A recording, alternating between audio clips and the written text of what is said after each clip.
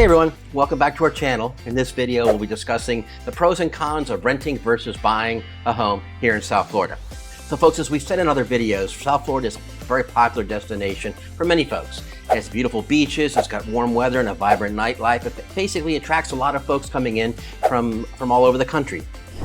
But recently with the cost of living higher than the national average, it can really be difficult to decide whether to buy or to rent a home. So folks, in the video, we're going to go ahead and be breaking down the various factors that you should consider when making a decision. So we'll discuss the financial aspects, lifestyle implications, and the long-term benefits of both options. So hopefully by the end of the video, you'll have a better understanding of which option may be best for you. So let's go ahead and get started.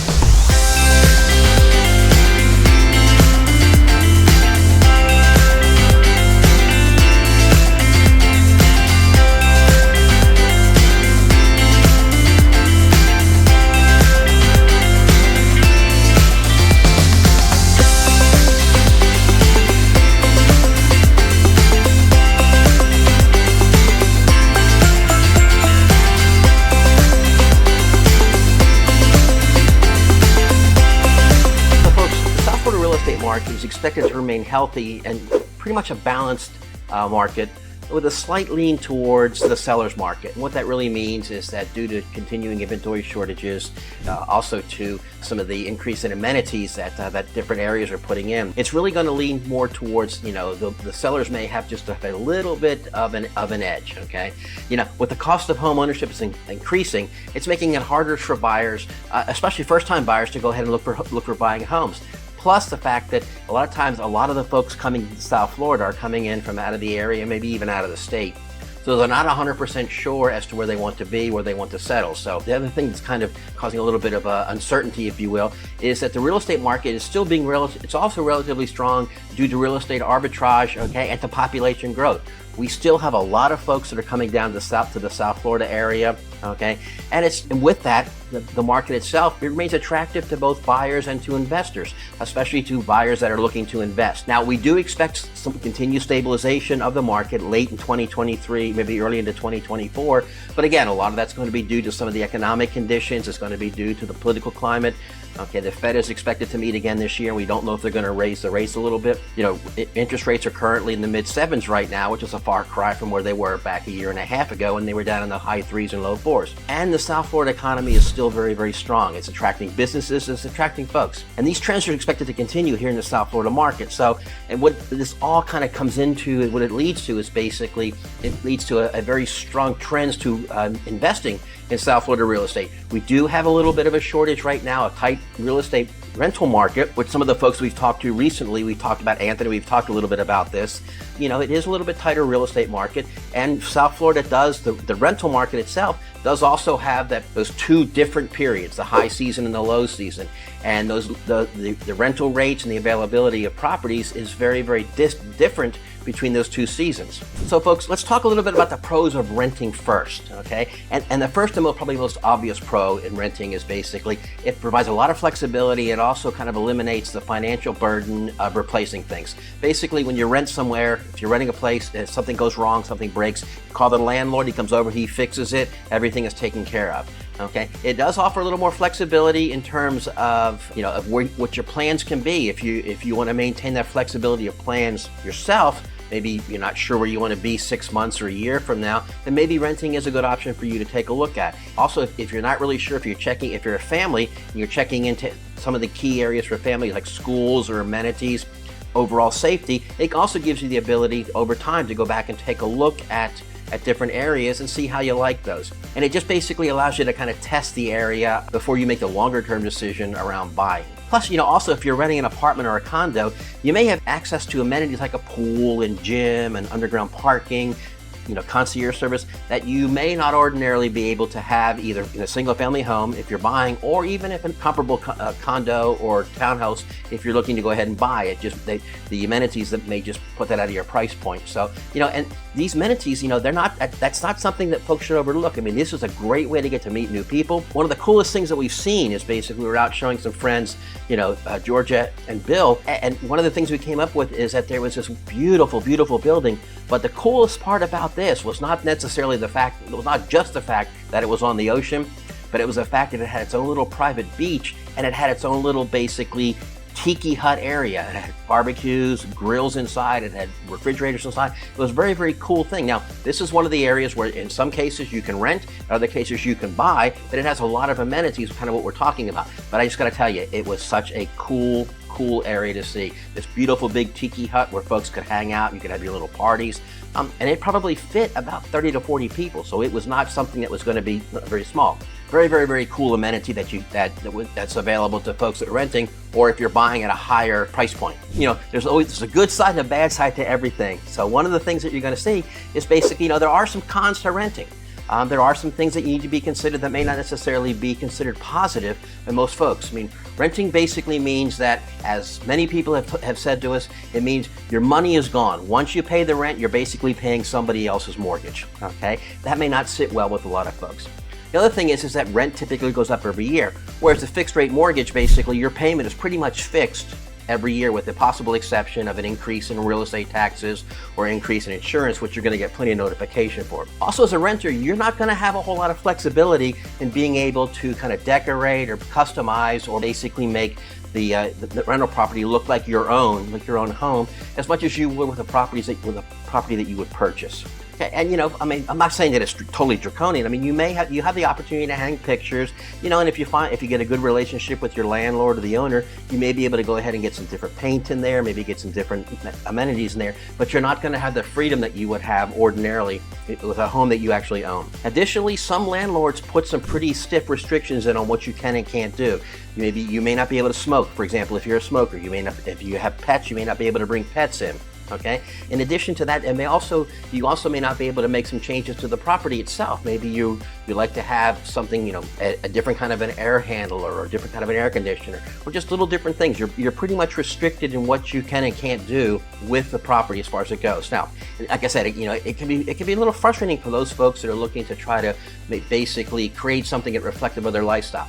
But again, keep in mind, folks, renting for the most part is a temporary situation, okay? And you can always move to a new space once you find a place. If you find a great location, okay, and maybe the particular property itself isn't the best thing for you, you can work with your landlord. You can always go back and look for other properties in that location. So, again, it's just one of those things where, there's a little bit of bad that kind of goes with some of the good. So folks, let's talk a little bit about the pros of buying.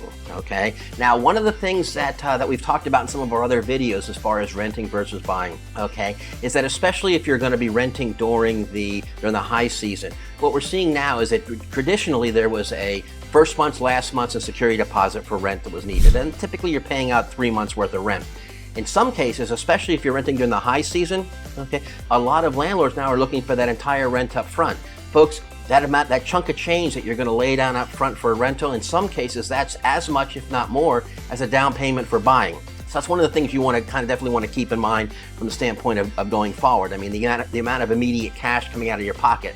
There has always been there's a traditional thought process that basically says, I got to come up with a higher down payment for buying than I would if I just had to come up with first month's, last month's, and security deposit for renting, okay? So, but basically with buying, one of the big benefits is going to be that your payment is, for the most part, it's fixed. Okay, as I said before, you may have a little bit of an increase here or there with increases in taxes or increase in insurance, but for the most part, you know what your payment's going to be for the entire life of the loan, especially if it's like a 30-year fixed. The cool part of that is that every month, while your payment is fixed, every month the principal portion becomes what you're paying towards that is greater, so you pay your loan down, and subsequently the amount you're paying in interest also goes down. Now, folks, that interest payment, in many cases, it may be tax deductible for you. We're not tax professionals. We certainly recommend that before you make any moves that may have a tax implication, that you go ahead and speak to your tax professional, okay? The other part of it is that when you're buying a home, and here in Florida, okay, and it's your primary residence, you may be eligible for what we call homestead exemptions. Now, homestead exemptions do two very key things, okay? Now, folks, I'm gonna go ahead and jump into something else for a second real quick, okay? These are some of the things that whether you're working with a realtor that's going to help you buy, or help you rent, or help you sell, or help you lease, okay? These are some of the things that you need to be asking your realtor. What's the benefits of people doing this? What's the benefit of me doing this? This is why it's so important for you to work with professionals like my team and I. We do this all day long. We do this basically, and we're neighborhood experts. We know what's going on. So just basically make sure that you know the questions to ask, and hopefully a lot of the things that we're covering in our videos give you the questions to ask out to realtors that you're interviewing. And folks, it should be an interview process. I'm applying for the job of representing you and working with you and working for you. Anyhow, what the Homestead exemption does is basically two things. First and foremost is that it gives you a little bit of a break, about a $25,000 break or $50,000 break off of certain components of the assessed value when it comes to determining what your real estate tax is. The second thing it does is basically, if it's your primary residence and you have any kind of unsecured debt and any kind of unforeseen things happen. Now folks, we've seen over the past couple of years, a lot of unforeseen things have happened. Debtors cannot come in and basically take your home if it's not secured, if the debt is not secured by your property. For example, that's stuff like credit card debts, car loans, any type of personal loans. If your property is not being used as collateral, they cannot attach a lien to your home for that debt. Very, very, very important now, especially seeing as how we've seen a significant increase in the amount of debt that folks are carrying. The other thing that owning a home provides is, and it's kind of an intangible aspect, but it gives you kind of a sense of permanence and a sense of belonging. When you move into a community, be it a condo building or be it a townhome community or be it a single family home neighborhood, you get to the point where you feel like you're kind of part of the neighborhood. You become part of what's going on. If there's an association, typically you get involved with the association. If there's not an association, there's definitely a group of owners in there that kind of keep an eye on things, and you may want to become part of that. But it gives you a sense of permanency and it gives you a sense of basically being there, okay? Now, again, we've mentioned some of the tax benefits. Folks, strongly encourage talking to tax professionals before you make any decisions based solely on tax benefits, okay? The other thing is that we talked a little bit about it before, okay? As you pay off the loan on your home, you're building equity. So basically what you're doing is that while housing is typically recognized as an expense, okay, you're also making it something of an investment too. So you have the opportunity to basically kind of bridge that sole expense that you would have with renting versus basically building an asset or building an asset base for that. So, overall, the long-term benefits of home ownership can make for a very compelling reason for folks use to consider for buying and owning. Folks, much like with renting, there's pros and there's cons for buying too. Okay, some of the cons for buying, we talked about it. The pro of renting is if something breaks, you call the landlord, they come over, they fix it.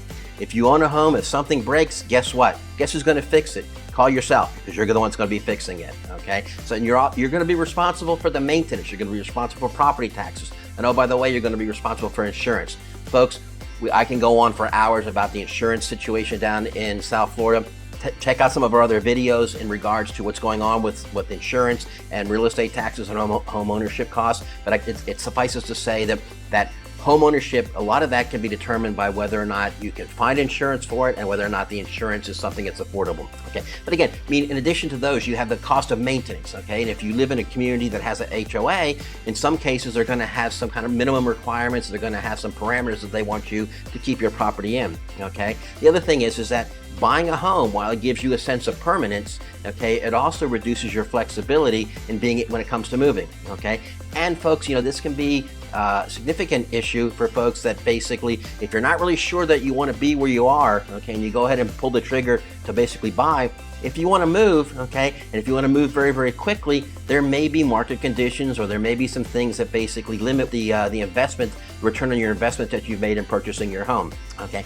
The other thing is that, again, folks, we've seen it as South Florida market is still a relatively strong market, but in some areas the market's a little flatter than others. So it's basically, folks, it's important to remember that when you're making a decision to buy versus making a decision to buy, you need to consider, the duration that you're going to be in that particular property. If you're going to be there 12 months or less, okay, then that's something that we want to talk to you about definitely, because that may not be the best decision for you. If you're going to be there, 18 to 24 months, 36 months, let's talk about that too. And certainly if you're looking for a place to retire or you're looking for a vacation property or an investment property, definitely let's talk, because we approach all three of those scenarios very, very differently. So folks, we've talked a little bit about the pros of renting, the cons of renting, the pros of buying, the cons of buying. Some of the things you really want to consider, some of the financial considerations, okay? And this is one of these things where, folks, it's going to be different for every single person. Again, making it absolutely critical to reach out and talk to experts like my team and I. We work with lenders, we work with appraisers, we work with banks, we work with inspection companies. We work with all the different folks that are involved in this entire process. We work with real estate attorneys. We want to make sure that we give them all the information that they need okay, to make the best decision, okay? So, one of the first things is, what are your financial goals? Those are the things you need to look at. If money's a little bit tight, okay, then you may need to kind of take steps to get to where you want to be. The other thing is that if your goal is to buy something quickly, and I'm certainly not trying to put the kibosh on folks who are looking to buy, but again, make sure that you do your homework and make sure you work with us to help you do your homework in the areas that you're looking to buy, okay? The other question is that what's your risk tolerance, okay? Because we've worked with a lot of folks. Aaron, this one's kind of going out to you, buddy, that basically they're looking for properties in areas that are undervalued at this point in time. So the question comes down to basically, what's your risk tolerance? How long can you wait, for that big value spike in that given location? How much money are you willing to put into the property? These are all things that you need to take a look at and make sure that you're considering it, okay? So if you can handle a little bit more risk, that may be a good idea for you. If you're handling a little bit less risk, we're gonna look at a little bit different area that may be a little more stable. We're going to look at an area that has a little bit more, the costs are pretty well known. We're certainly going to do all the homework that we need to do on assessments or, any type of issues or any type of potential liens or anything coming through. But folks, basically, one of the questions we're going to ask you is, what's your risk tolerance? So these are some of the financial considerations that you need to keep in mind as you're going through and doing that internal process of buy versus sell and location, location, and location. As we say in real estate, the three most important parts. So, we talked about some of the financial considerations, but folks, those are not the only considerations. Okay, you need to start looking at, basically things like lifestyle. What's your personal preference? Do you want to be in a condo? Do you want to be in a home? Do you want to have a pool? Do you want to be near the beach? Do you want to be near a golf course? Do you want to be near the casino? We have all those things down here. It's just a question of finding the right things for you. The other thing too is that, folks, we've said it before and I'll say it again. Living in South Florida and in the Fort Lauderdale area, it's a lifestyle choice in addition to a location choice, okay? We spend a lot of time outside. We spend a lot of time at the beach. You can probably tell by my face is a little bit red from being outside the last couple of days. So it's a lifestyle choice, okay? But you need to kind of balance those against family considerations if you're moving your family down here. You want to balance it against your job and your job consideration. And, we do, and we've said it before and we'll say it again, we do have some traffic issues here in South Florida. Nothing like when I lived in Atlanta, but we do have some traffic issues here in South Florida. So you want to make sure you keep the job situation and the commute situation going on too. Also, future planning.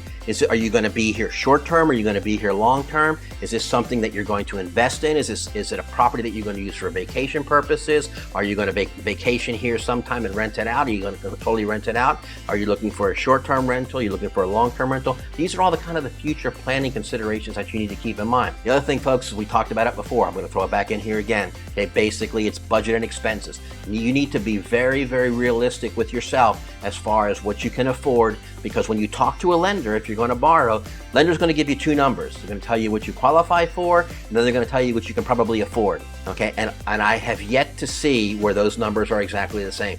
Typically, you qualify for a whole hell of a lot more than what you're willing to pay or what you want to pay, but just something to kind of keep in mind. Okay.